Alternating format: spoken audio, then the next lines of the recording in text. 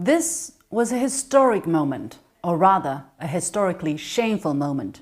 Former US Secretary of State Colin Powell wielding the infamous test tube full of washing powder as evidence of weapons of mass destruction being developed in Iraq in 2003.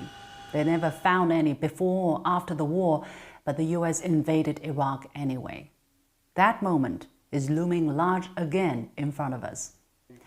US President Donald Trump made the claim on April the 30th that he has seen evidence that the coronavirus came from a lab in Wuhan. Have you seen anything at this point that gives you a high degree of confidence that the Wuhan Institute of Virology was the origin of this virus? Yes, I have. Yes, I have.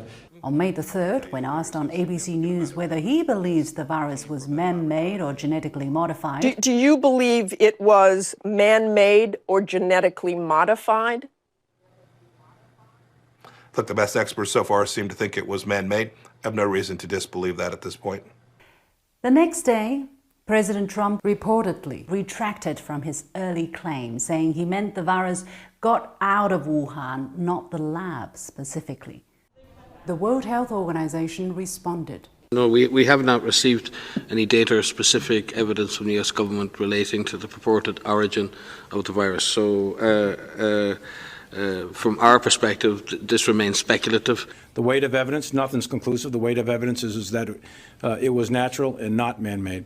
Secondly, the second issue is, was it accidentally released? Did it release naturally into the environment, or was it intentional?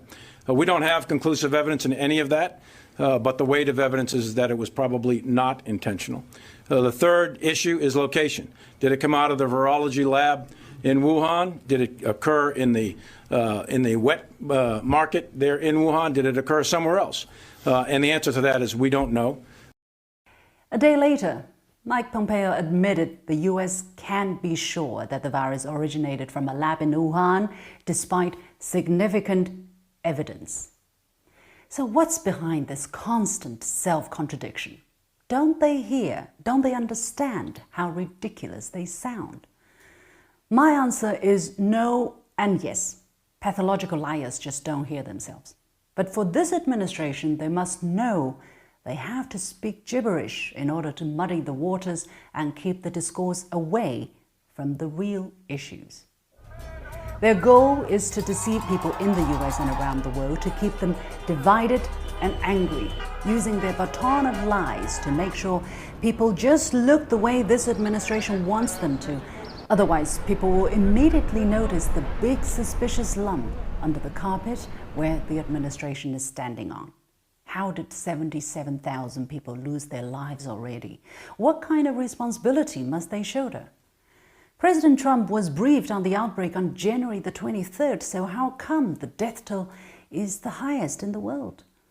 The administration has been defending Trump's big, wise decision of shutting down borders with China in early February, but if this decision was so big and wise, how come there are nearly 1.3 million people infected already in the United States? This administration cannot answer these questions because they are a big part of the answer. For sure, the virus is a cunning one, bringing many countries to their knees. But not all countries have had it as bad as the United States. Isn't America the most powerful country in the world? Then why such a high number of casualties? Should this question be thoroughly discussed? President Trump challenged China's low fatality rate. But does it ever cross people's minds why the fatalities in the US have been so high? And under such circumstances, he's been calling for states to be liberated. When asked if lives are being jeopardized with the reopening, he said the people of his country are warriors. Will some people be affected? Yes. Will some people be affected badly? Yes. But we have to get our country opened, and we have to get it open soon. Meanwhile, polls show some 70% of Americans are somewhat or very much worried about contracting COVID-19. This has been and will continue to be a vicious cycle. The worse this administration does in fighting the virus, the more people will die. The more people die, the more this administration need to deflect the blame. A classic case can give us an idea of how they will do just that. In October 2016, a recording made headlines in which Trump bragged about how he takes pride in treating women badly. Instead of apologizing, his team's tactic was to bring his opponent down with him. They hatched a presser with 4 women who claimed to have been sexually abused by former US President Bill Clinton in Trump Tower. When journalists asked Trump how he could defend himself, one of the victims chimed in. Why don't y'all ask Bill Clinton that? Why don't y'all go ask Bill Clinton that? Go ahead and ask Hillary as well. It was perfect, and it was that got us momentum. That gave us the velocity. That gave us the muzzle velocity to kind of drive home in the last, 4 or 5 weeks of the campaign. 1 month later, he won the presidential election. The same theater is being staged with regard to COVID-19. Don't ask why the US has done a bad job, but ask why China let the virus spread, among many other theories. There are no convenient witnesses? Never mind. Ask the intelligence communities. This is what I want you to prove. Go and get me the evidence. So far, their efforts have been stalling, forcing them to retract their bold allegations. But from their track record, such efforts will continue for them to cling on to the few pieces of rags on their bodies through telling clumsy lies and spreading rumors. People in America and around the world, be vigilant. No matter where the virus came from, we must not let a small group of people mislead us down a path of conflict or even downright confrontation.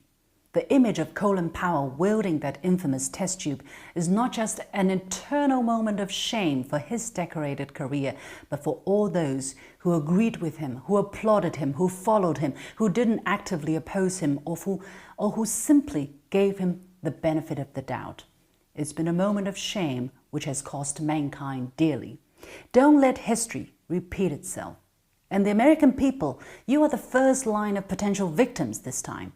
You have a president who suggests injecting disinfectants to treat the virus and a clique who would nod at anything he says. Their ultimate goal is not to defeat the virus, but to cling on to the crown in their hands, and everything else is secondary.